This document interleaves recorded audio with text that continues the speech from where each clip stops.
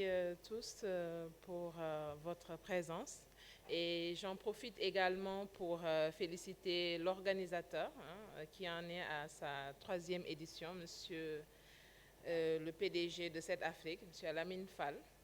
Et féliciter également le président Babacar Ngom pour ses hommages et le parrainage qui lui a été dédié. Donc, oui, il va de soi que ce serait un peu quand même plus explicite de parler de notre structure, Oumou Group, dont je suis la directrice générale. Alors, monsieur le docteur Malik Diop m'a interpellée par rapport au nom. Je lui ai dit qu'il y a beaucoup de femmes à Oumou. Et Oumou en arabe désigne la femme. Donc, on pourrait mettre le nom dans ce contexte. Certainement, le président fondateur aussi a d'autres explications parce qu'il y a beaucoup de membres de sa famille qui portent ce nom. Alors, il m'a été en fait demandé d'intervenir par rapport aux défis des femmes dans l'implication du développement économique et de l'entrepreneuriat. Je pense que notre objectif à nous tous est d'arriver à un moment où on ne parlera pas de défis et que l'implication de la femme soit quelque chose quand même d'aussi aisé pour les femmes que pour les hommes. On parlera peut-être d'égalité de genre quand toutes les compétences sont réunies.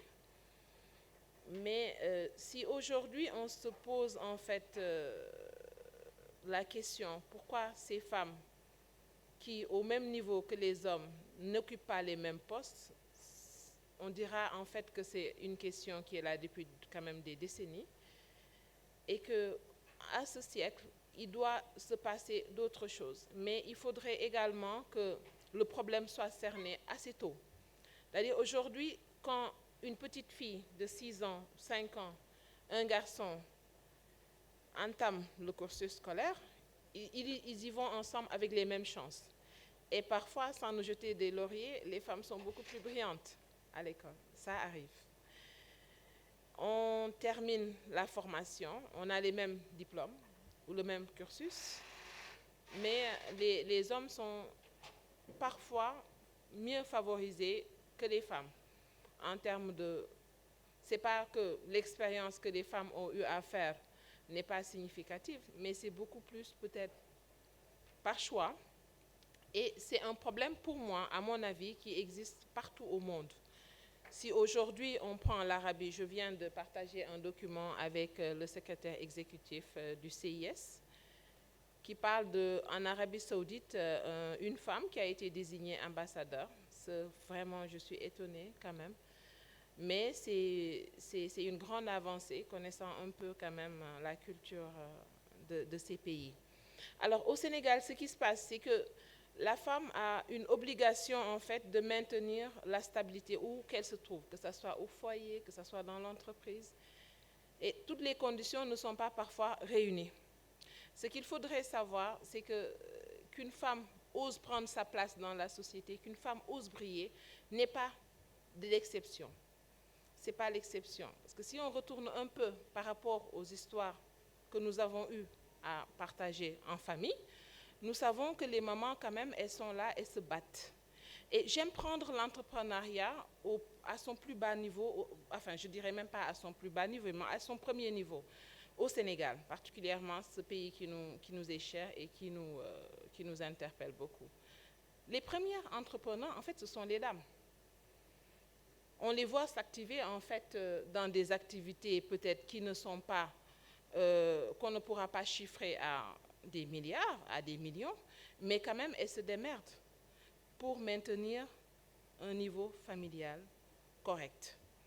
Je prendrai l'exemple des femmes que je vois dans les marchés, poissonnerie, dans les marchés légumes, et partout, hein, elles font beaucoup de choses quand même pour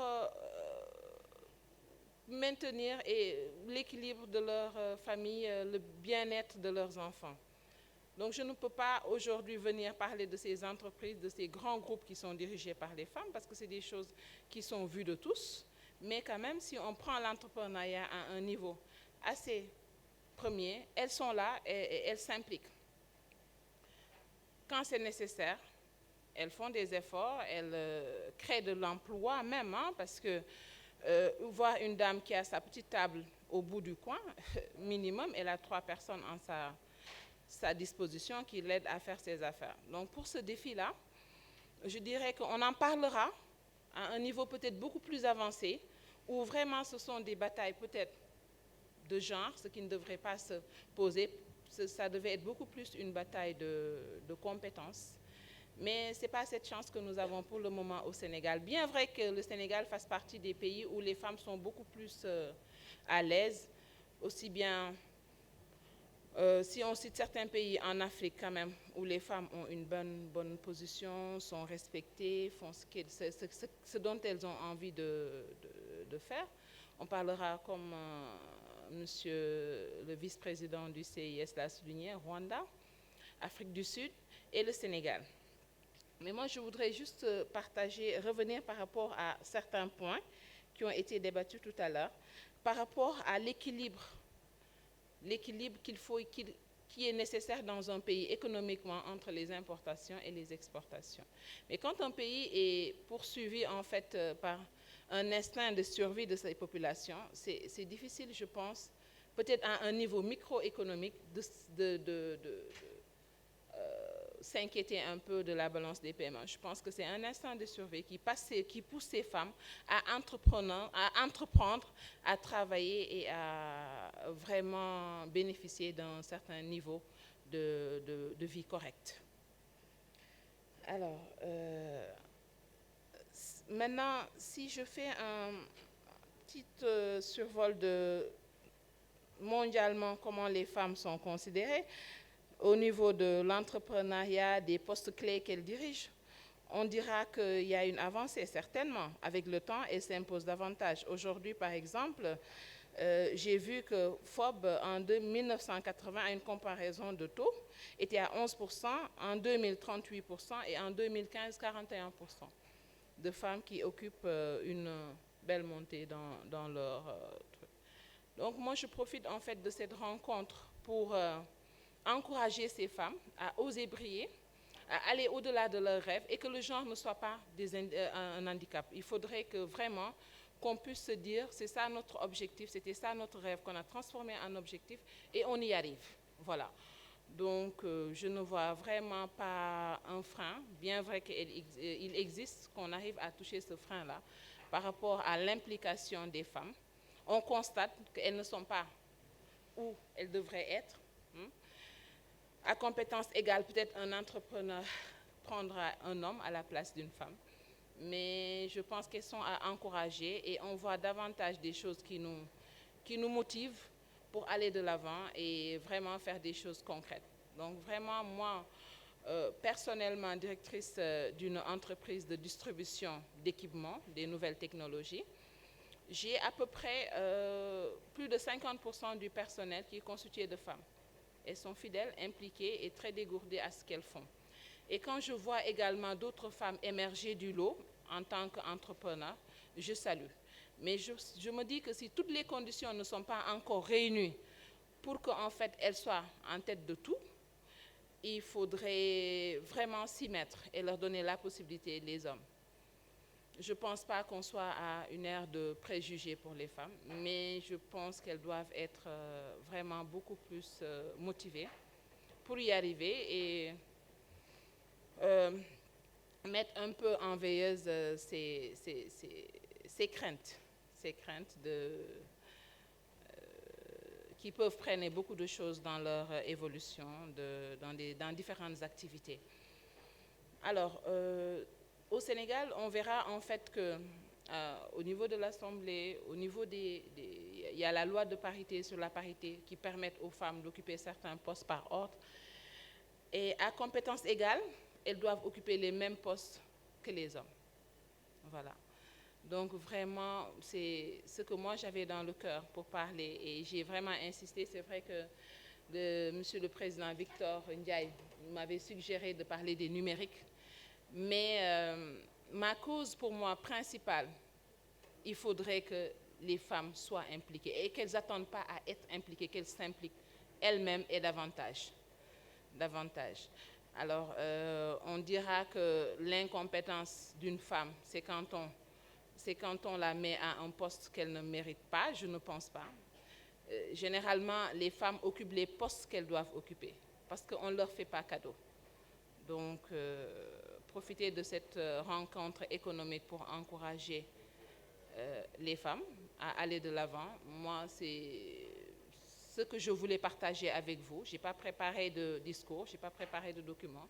C'est quelque chose qui vient du cœur et je pense que c'est naturel de partager cela et les appeler en fait davantage à s'impliquer. Merci beaucoup. Merci.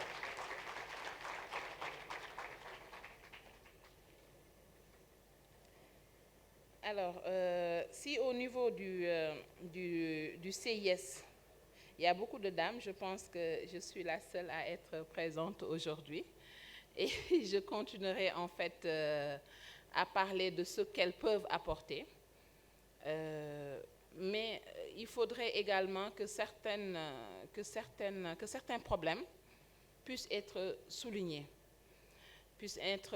Dans ce sens qu'aujourd'hui, on sent que pour un engagement donné, on ne fera pas de reproches aux femmes. Pour des problèmes d'équité, on ne fera pas de reproches aux femmes. Mais pour gérer nos émotions, je pense que c'est sur quoi nous devons travailler. Nous devons travailler parce qu'on verra toujours une femme, chef d'entreprise, qui à un moment donné va réagir, laisser parler ses émotions. Et cela ne favorise pas. C'est vrai qu'il faut reconnaître les émotions, il faut les mettre de côté et penser esprit. Parce que si on ne pense pas esprit, on ne met pas les jalons, ce qu'il faut, ce qu'il y a à faire, ce qu'il n'est pas à faire, on ne pourra pas avancer. Donc, vraiment, je sais qu'il y a beaucoup de chefs d'entreprise qui sont là, présents dans la salle. Et je sais qu'ils travaillent certainement avec beaucoup de femmes également. Donc, donnons-leur leur chance et qu'elles aussi, de leur côté, qu'elles s'impliquent. Vraiment, le débat il est ouvert dans ce sens, vraiment. Si vous pensez qu'il y a des questions, des observations qui peuvent les amener à davantage réussir cette implication, moi, je suis vraiment ouverte pour discuter avec vous. Parce que c'est une des causes de mes activités. J'ai même une fondation qui va dans ce sens pour le bien-être des femmes. Hein. Et on les prendra à tous les niveaux, c'est-à-dire de la femme rurale à la femme urbaine. Et il y a beaucoup de choses à faire. Je suis très heureuse de faire partie de ce panel, mais je suis également ouverte à toute suggestion, débat sur ce sujet. Merci à vous.